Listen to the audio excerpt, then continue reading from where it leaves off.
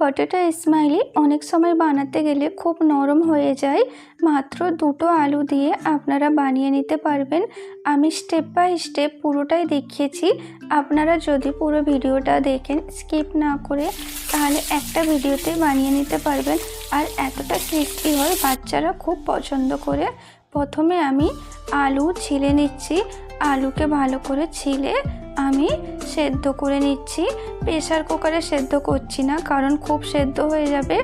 আপনারা এইটা ভালোভাবে দেখে সেদ্ধ করে নেবেন, যাতে 100-র মধ্যে 70% সেদ্ধ হয়, খুব যেন পেচপেচে ভাব না থাকে। তাই জন্য প্রেসার কুকারে না করে এমনি সসপ্যানে করে দেখবেন, তাহলে খুব ভালোভাবে বুঝতেও পারবেন সেদ্ধ কেমন কতটা লাগবে। তো চলো পরবর্তী স্টেপ দেখে নিই। আলুটা আমার সেদ্ধ হয়ে গেছে। আমি কাঁটা চামচ দিয়ে দেখাচ্ছি। চামচটা গাঁটতে হালকা হালকা ঢুকছে, ইজিলি পুরো চলে যাচ্ছে না। এইরকমই আলু সেদ্ধর দরকার। আমি আলুটা তুলে নিচ্ছি, তুলে একদম ঠান্ডা পানিতে দিয়ে দিচ্ছি, যাতে না ওভার কুক হয়ে যায়। আপনারাও নিশ্চয়ই ঠান্ডা পানিতে দিয়ে দিবেন। আলুটা পুরো ঠান্ডা হয়ে যাওয়ার পরে আমি গ্রেট করে নেব। আলু যেন এই সময় গরম না থাকে, ঠান্ডা থাকাই দরকার। আমি সব আলুগুলো এখানে গ্রেট করে নিচ্ছি। আপনারা চাইলে হাত দিয়ে কি কাঁটা চামচ দিয়েও ম্যাশ করে নিতে পারেন। তার সাথে আমি দিয়ে দিলাম স্বাদ মতো নুন, তারপর দিয়ে দেবো গোলমরিচের গুঁড়ো। এই গোলমরিচটা কালো গোলমরিচ, আর একটুখানি লাল লঙ্কার গুঁড়ো দিচ্ছি। আপনারা চাইলে চিলি ফ্লেক্সও দিতে পারেন। তার সাথে কারি পাতা দিয়েছি, কারি পাতা না থাকে স্কিপও করতে পারেন। আর গোটা জিরে। এই সময় কাঁচা লঙ্কাও দিতে পারেন। আমি বাচ্চার জন্য বানাচ্ছি, তাই কাঁচা লঙ্কা দিই না। তার সাথে কর্নফ্লাওয়ার দিয়ে দিচ্ছি 2 চামচ ভরে ভরে, দিয়ে সব ভালোভাবে মিক্স করে নেব। সব ভালোভাবে আমি মাখিয়ে নেব। মাখিয়ে নেওয়ার পরে আপনাদেরকে দেখাচ্ছি। সব ভালোভাবে আমি হাতে মাখিয়ে নিয়েছি। তারপরে আমি ছোট ছোট করে গোল করে নেব। প্রথমে আমি চামচে করে অল্প করে তুলছি, তুলে একটু গোল গোল করে নিচ্ছি। প্রত্যেকটা আমি এরকম ছোট ছোট গোল করে নেব। আপনারা চাইলে এটা বেলে নিতেও পারেন, কিন্তু গোল করলে আরও ভালোভাবে ইজিলি হয়ে যায়। সবগুলো আমি গোল করে নিয়েছি।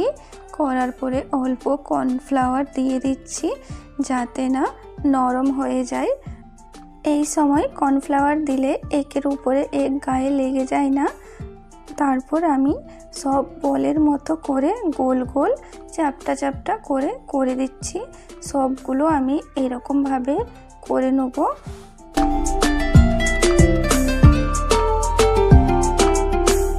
একইভাবে প্রত্যেকটা আমি করে নিয়েছি। আপনারা চাইলে রুটির মতো একটু মোটা করে বেলে বোতলের চাপা দিয়েও কেটে নিতে পারেন। এইবার আমি স্মাইল বানাবো। প্রথমে আমি একটা স্ট্র নিয়েছি, নিয়ে স্ট্র দিয়ে আমি চোখগুলো করে নিচ্ছি। আপনারা স্ট্রটাকে ভালোভাবে তেলে ডুবিয়ে নেবেন, না হয় চোখ বানাতে গেলে চিপকে যাবে আর ভালোভাবে শেপটা আসে না। সবগুলোতে আমি চোখ বানিয়ে দিয়েছি। আরেকটা আমি এমন চামচ নিয়েছি, দিয়ে স্মাইল করে দিচ্ছি। প্রথমে আমি চামচটাকে তেলে করে ডুবিয়ে নিয়েছি। তেলে যদি না ডুবানো হয়, তাহলে ভালোভাবে শেপ দেওয়া যাবে না।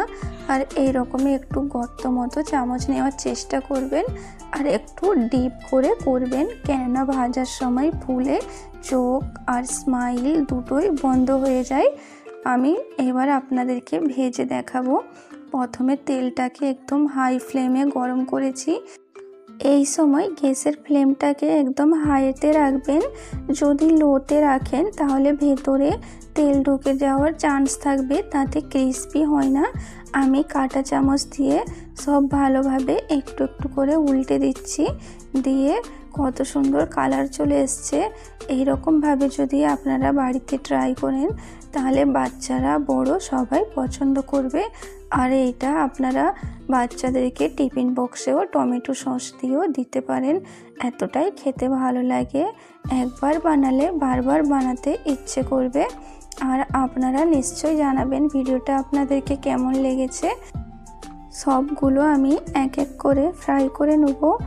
আর আপনারা নিশ্চয়ই বাড়িতে এটা ট্রাই করতে পারেন, এতটাই খেতে ভালো লাগে, বাচ্চারা ফুল এনজয় করেই খাবে। সব লাল লাল করে ভেজে নিচ্ছি, উল্টে পাল্টে ভেজে নেওয়ার পরে সবগুলোই ছেঁকে নেব। টমেটো সস কাসন্দির সাথে জমে যায়।